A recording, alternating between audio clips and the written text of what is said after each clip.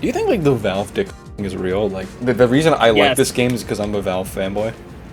Yes. Yes. For a few years, there were rumors and leaks that stated that Valve was working on a new IP in the form of a team-based MOBA unrelated to their existing franchises. Then, in May of 2024, the rumors were confirmed to be true after footage of the game was leaked online, with many assuming that it was related to a mysterious trademark filed 2 years prior in October of 2022 for the name Neon Prime. Of course, as a longtime Valve fanboy, this was some extremely exciting news to hear. But at the same time, I wasn't sure about whether or not it would live up to the legendary status held by their other IPs such as Half-Life and Team Fortress. Fortunately, I was able to get my answer. On August 23, 2024, Valve officially allowed the discussion and sharing of Deadlock, a brand new IP in early access acting as an unusual hybrid between the hero shooter and MOBA genres. A few days ago, as part of Valve's friend invite-only public playtesting, yeah, a bit of a mouthful, I was able to get my hands in the game to actually feel for myself on whether or not the game lives up to the vast hype I've been seeing for it online. What I discovered was something incredible.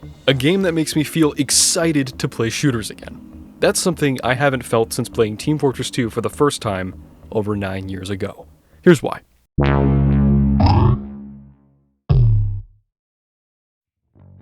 Deadlock's arrival in the gaming world was a bit tumultuous. To clarify something extremely important right off the bat, the game is in early access, and thereby is unfinished. Every time you open the game, there is even a disclaimer stating, this game is early in development, with a lot of temporary art and experimental gameplay. Usually, it's helpful to keep the game's current state in mind when discussing it. You generally assume that an early access game is unfinished, and you expect there to be bugs or features that don't work properly. It is important to be clear about the fact that all the footage you see on screen and every opinion and statement that I make about the gameplay and the art may not even be particularly relevant upon the game's official release. That's why this video is not a review on Deadlock, but merely a look into what the game has to offer based on its core gameplay mechanics, because there is a lot. Unfortunately, some people don't seem to recognize that reviewing a game in an unfinished state is, quite honestly, just a rude thing to do.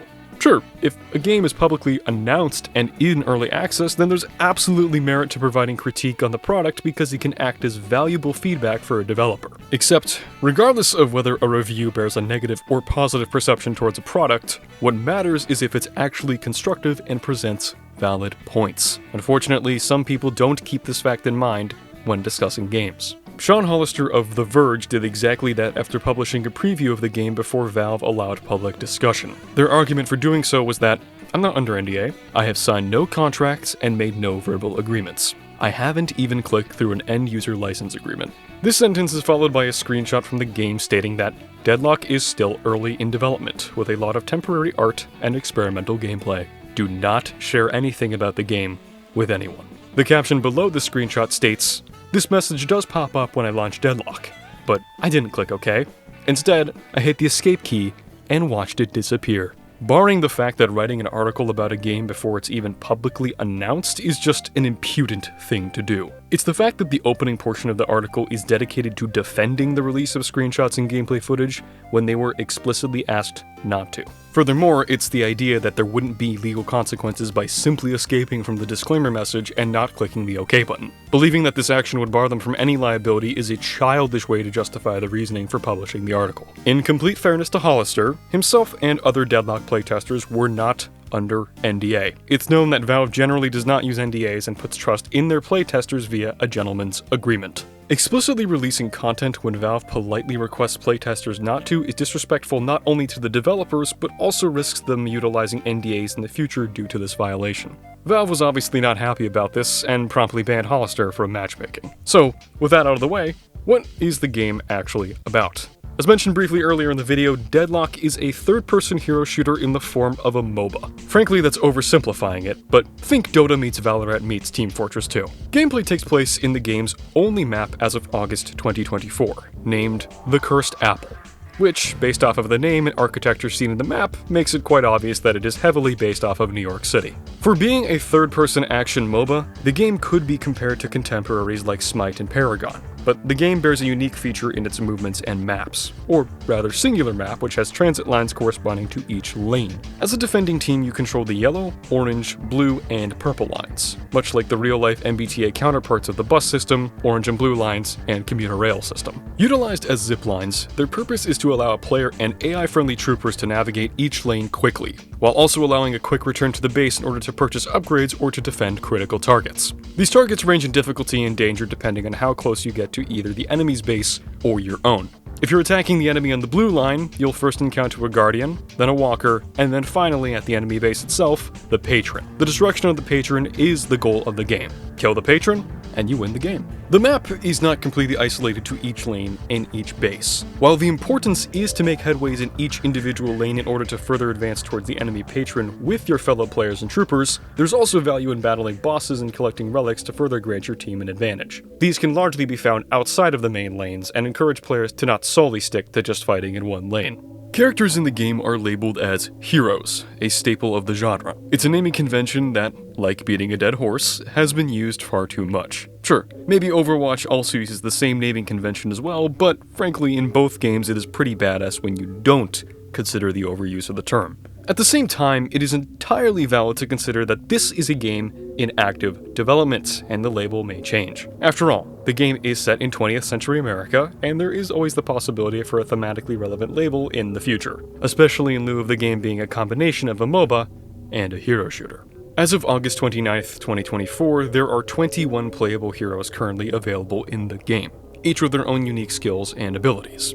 The specifics of each do not matter in this case, but if you are curious, I'll link a guide in the description and on screen. Purchasable upgrades are a key component of the game, which can be bought at any shop across the map. The primary currency in the game is souls. It's earned through killing troops, enemy players, and neutrals. Neutrals are creatures that you can find throughout the map that don't have any designated alliance and are essentially free game for either side. Interestingly, they don't seem too dissimilar to the pit drone from Half-Life Opposing Force, which can only mean that Opposing Blue Shift 2 is coming soon. Souls are used for purchasing items which are categorized by weapon, vitality, and spirit, with each of them affecting your gun, health/armor stats, and abilities respectively. The first shop tab is an area which showcases recommendations for what items to purchase to create your character build. However, players might get confused with the dozens of items to purchase. Most of them have multiple effects, and the stat changes can be very difficult to get your head around. While it's not a unique system to Deadlock, you can actually utilize player-created builds that change the recommended items you can purchase, and they even have ratings so you know which ones are optimal to specific playstyles. These builds are actually really useful if you prefer a run-and-gun playstyle where you don't really want to read into the specific metric of each upgrade and what stats they affect. It's a really simple yet cool and innovative feature. Killing the guardians, walkers, and generally defeating any central enemy objective will also reward ability points to upgrade player-specific abilities. For example, the hero Ivy has an ability named the Kudzu Bomb, which will, quote, summon a patch of choking vines that damages and slows enemies in its radius. You can then use ability points to increase the amount of charges, the duration of the ability, and the damage per second that the ability does. The specifics of each upgrade of course varies from hero to hero, but the system is the same for every hero and every ability. Now, understanding all the features and how they work in the actual game is a bit difficult. When I first opened the game, I decided to ignore the Learn to Play option on the main menu and went right into it. Needless to say, I was confused as all hell, and I didn't really find myself enjoying the game whatsoever. Of course, that was my own fault for not actually using Valve's very easy to understand guide on how to play the game. Yet, even with my self-inflicted confusion, I found the transit mechanics and gunplay to be really fun and interesting,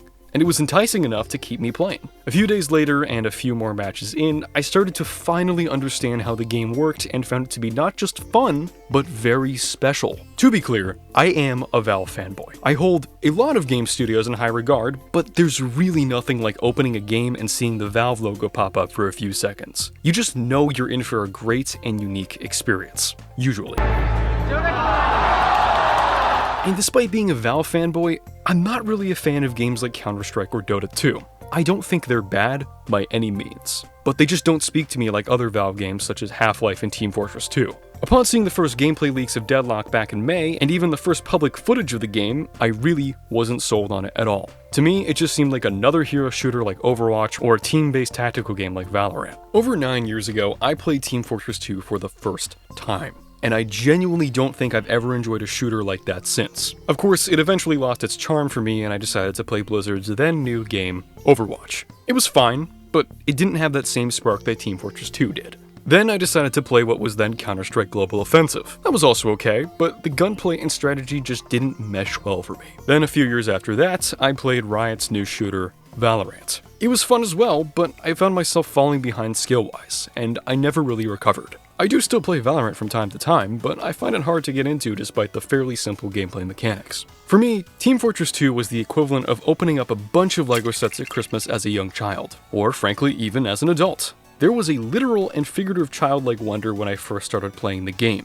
I have some very odd memories of getting home from middle school and harvesting potatoes with my mother to make for lunch before hopping on a control point match. Yes, that may be the strangest anecdote I have ever told, but believe me, back then, it was glorious to live through. Deadlock is remarkable because I never thought I would have that sense of amazement ever again. Yet, here I am nearly 10 years later as a taxpayer and I have that same feeling again. So I sought to figure out why. Let me be frank and state that I've tried League of Legends before. I don't really bear any ill will or positive feelings towards it, it's just not the game for me. In a sense, Deadlock is actually a lot like League of Legends, Dota 2, or really any MOBA where you utilize characters with special abilities alongside AI soldiers to destroy an objective in an opposing team's base. The key difference between any other MOBA and Deadlock is that it's not simply a point-and-click strategy game. In the most basic sense, it's a 3D action game with the structure of a MOBA. Instead of clicking on an enemy to attack them, you actually have to navigate around them and even try for headshots like in an FPS. Really, the fun of the game comes from the MOBA-like strategy you have to employ alongside the engaging combat. It is just as important to hold ground as it is to get headshots to deal maximum damage against an opponent rather than simply just upgrading a damage skill. One of the things I learned surprisingly quickly compared to any other shooter was the strategy of taking engagements. In a game like Valorant or Team Fortress 2, one-to-one combat is a common and expected scenario. There's nothing complicated to understand really beyond it besides maybe taking cover or using your abilities. In Deadlock, I found myself taking one-to-one engagements without realizing that it was generally a foolish thing to do, at least early in the game. A good strategy in the game is to kill enemy troopers and neutrals in order to harvest souls for upgrades. At the very least, you allow the troopers to claim ground and push into enemy territory whilst you stay back and defend them. Eventually, once you harvest enough souls, you can purchase items to upgrade your character and ideally have enough strength to push forward with the troopers to defeat guardians and enemy players. The point I want to get across is that combat is not so cut and dry. It requires patience and strategy, but strategy that is simple to understand for both players new and old to the MOBA and shooter genres. In the same vein, it's a game that incorporates multiple mechanics and themes from numerous genres to really make it accessible to a large player base. If you like strategy, there is absolutely merit to making calculated moves and careful considerations upon which lane to push in or which guardian to defend. If you like unique characters and special abilities, well, there's plenty of opportunity to literally make builds that cater to your playstyle. If you simply just like to shoot stuff like me, well, pretty much every hero in the game has some form of ranged weapon from a bow to a minigun to an automatic crossbow. Remember when I talked about builds? In the same sense, you can use a community build to maximize your DPS. This is where Deadlock truly excels with its variety. At its core, the game is a MOBA. There is no doubting that, and for some, that certainly might be a turnoff. Let's face it, as much as Dota 2 and League of Legends do have enormous player bases and tournaments, there is also just as much distaste and even hatred towards the games. And it bled into opinions on the MOBA genre as a whole. I personally don't find myself enjoying MOBAs, even in spite of many attempts to try and learn how to play them. Regardless of whether you love them or hate them, they do have a high skill ceiling and require a lot of thought into each and every move you make. In Deadlock, you don't have to put as much thought into it. It combines the calculated preciseness of MOBAs with the more free-flowing gameplay of team-based shooters to create something really unique, which is, of course, Valve's brand. Now, are my opinions of the game influenced by my own positive biases towards Valve? Do you think they do Valve dicks up? Absolutely. But to reiterate, I'm not a fan of Counter-Strike or Dota 2. I don't think there's anything wrong with them, but they're just not for me. I am really into Valve's narrative FPS shooters like Half-Life or their narrative puzzle games like Portal. I didn't expect to like Deadlock when the first leaks of the game came out, and I didn't even like it when I first played it, beyond not understanding the gameplay. Yet, here we are, the day I find myself falling back into favor with a Valve game that I didn't think I would like. It has the same spark that Team Fortress 2 did for me all those years ago, and I'm shocked that I feel the same way again after all this time. I'm definitely not alone either, given as of writing, its peak concurrent player count was 98,535. So actually, while recording this, it actually did exceed 100,000. Go Valve. Keep in mind, this is a game that has not even been officially announced or had any marketing whatsoever. At the very least, it tells me that Valve still has their mojo nearly 5 years after Half-Life Alyx. Is Deadlock for everyone? I don't think so.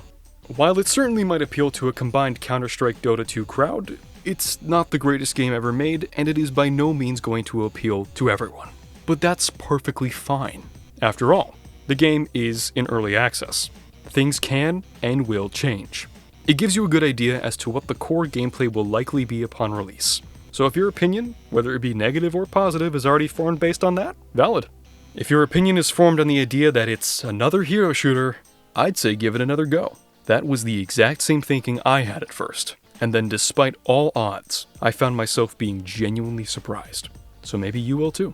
Thank you so much for watching. If you enjoyed this video, leave a like. And if you want to keep up to date with all of my future uploads, I would really appreciate it if you subscribe! September is going to be a big month, so get your trousers up because we are going to be going right into the septic tank. If I can end with anything, I want to make it abundantly clear that this channel is built off of positivity. This is especially important to mention given that video game discourse is generally very toxic. And I'd feel remiss not to mention that both positive and negative opinions on a game matter, as does the discussion surrounding it. As soon as we surrender critical and cohesive discourse, we destroy the discussion altogether. So remember, love thy neighbor and have a damn good day. Peace and love, my friends.